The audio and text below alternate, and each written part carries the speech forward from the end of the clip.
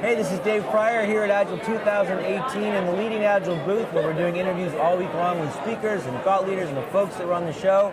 And right now, Bernie Maloney's here. Bernie, shake my hand. Hey, Dave. Thank you for coming. You bet. You got to talk tomorrow. I got to talk tomorrow. Harness the Hive, bottom line impacts of team collaboration. Yep. Okay, and I read all about it. But before we talk about the talk, can you define collaboration? Because it looks from the description so you want me to give away my talk I want you to already? just tease it. Just tease okay. it. But hold on. For the folks that are watching, what we're doing the interview so that if they can't be here, they can get a sense of what's going on. Okay. So really the talk is structured around a couple of modifications. Okay. It's not a talk, it's actually a workshop. Okay. Like I joke with pretty much every one of my audiences, whether it's billed as a talk or a workshop, is you don't get out of one of my sessions without talking to somebody new. Okay. That's kind of the way that I build it. A warning for the socially awkward of us. Well, and it's done for brain-based learning. Okay. So this talk is structured, one of the structures is to help people connect with the difference between coordination. Okay. Now, let's get a bunch of specialists that are doing their work, but they're coordinated, versus cooperation. Okay. I'll help Dave out because I got a couple Slack cycles. Yeah. Which is what they think collaboration is. Yes. Versus let's focus on a shared goal. Okay. And let's get that done. That's where you truly get to collaboration. So I want to just separate the last two. So we're working, I'm programming one thing, you're programming another. You're stuck, I help you. I finish, I help you. Or the other way around. Right, so that's kind of a cooperation. Right. Where collaboration, we sit down together, okay, we have this thing to solve, how can we solve it together? Yeah, so in software, a lot of folks think of it as pairing or mobbing.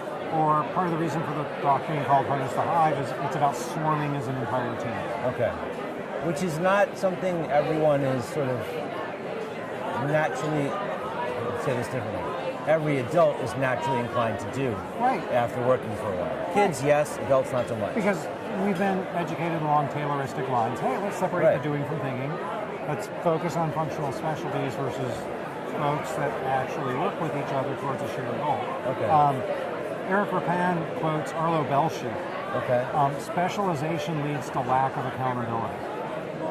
So it's kind of like, got my stuff done. Yeah, exactly. Right, and so that's kind of the danger in specialization. Okay. It's also the danger in people looking at efficiency. You and I both know Scrum is not efficient, it's effective. Okay. You actually deliver value, but it may be that you've got some of those people on that Scrum team that are a little idle, and that's okay. Well, not according to management, because they want that utilization.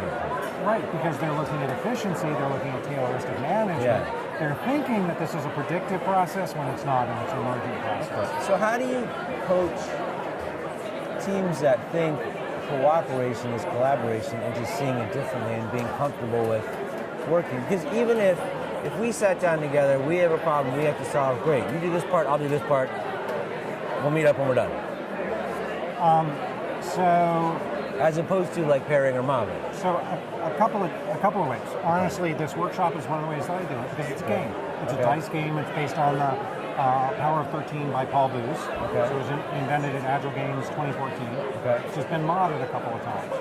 This really gets people to kinesthetically connect with the impact because they get an experience that when you move into collaboration, you're probably about 5 times as effective as even when you're in cooperation. Okay. You begin to see that some of the limits come off, and everybody loves winning. So where does the 5 times come from? Is that just your experience, or is that... So it's what plays out in the game. Okay. Okay, it's what, unlike you and I know as Agilists, if you actually follow the coaching, you'll get to 2 to 5 times the value. Okay. If you follow the coaching. That's what we do. Okay. It's like going to the gym. But you can say that to people and getting them to be, I mean, it's the same thing people always worry about in class. Whenever I bring up pairing or mobbing, they're like, well, that's never going to happen where I work. So again, And I could show them numbers that show like. Well, I don't just show them numbers, Dave. Okay. So that's the thing. This is an experience. Okay. So kinesthetic learning Right. is kinesthetic communications over half. You know, doing is way more impactful if you look at training from the back of the room than just reading. Yes. Okay. And so they get an emotional connection with it through this game. Now, you want an intellectual connection. Right. I like to use an exercise that I lifted from David Hawkes, another CSD like us. Yep. David draws 3 bubble diagrams, Right. and he talks about 3 layers of a product. Okay. Now, I'm a mechanical engineer by training, so I like to bridge both software and hardware. And it's like, well, everybody in software is used to database, business logic, Sure. and UI. In hardware, I talk about it as hardware, firmware, software. Same 3 layers. Okay, David talks through a simple exercise. A lot of the way that organizations work is they take requirements and they pass it into one layer. They figure out what they need to negotiate with the next layer. And then it's kind of a serial handoff until something comes out. Customers are a little dissatisfied because some stuff was lost in translation. Sure. Took a little bit longer. Oh, then they get an idea. We're going to be agile. Okay. We're going to have component teams, and they're all going to run in parallel. So they take the same A requirements. whole lot of little bubbles. Well, they take the same requirements and they feed it all into them in parallel. Yeah. But then, like Jeff Patton does, one of them interprets it as a square, one as a triangle, one as a circle. Right. And this is kind of where you were saying, hey, I'll take my part, you take your part. Now you've got to integrate at the other side. Okay. A little bit better, but maybe not as optimal. Versus, let's do this as a cross-functional team. Okay. And apply the value of focus to getting something done. Okay. So now let's take a thin slice and get to just a little bit of value. Okay. So that's kind of the theory, and people can connect with it, play this game, and now they've had a visceral experience. And part of the way I structure the talk is you now, like, there's a lot of debrief time. How is this like what's going on at work? Let's talk about that. So now we bring up coaching points. What's it going to take to bring this into your organization? Okay. I even give this stuff away. So if you go on the Agile Alliance website, if you go to the conference program, you pull my slides, and you'll find a QR code. Shoot the QR code. I'll send you a facilitator's guide so you can run this exact same thing in your organization. All right. And if they want to track you down, they can also go to about.me/Bernie Maloney. Yeah, that's a good landing page. If you can remember Bernie Maloney, Well, my gosh, it's in the notes for the thing. So you can find me on LinkedIn. And then Twitter, Bernie Maloney. Yeah. Okay. Cool. This is really cool. And so you mentioned your other work too, because you teach a lot of classes, you do coaching. Give the plug, man. You got the whole Facebook watching.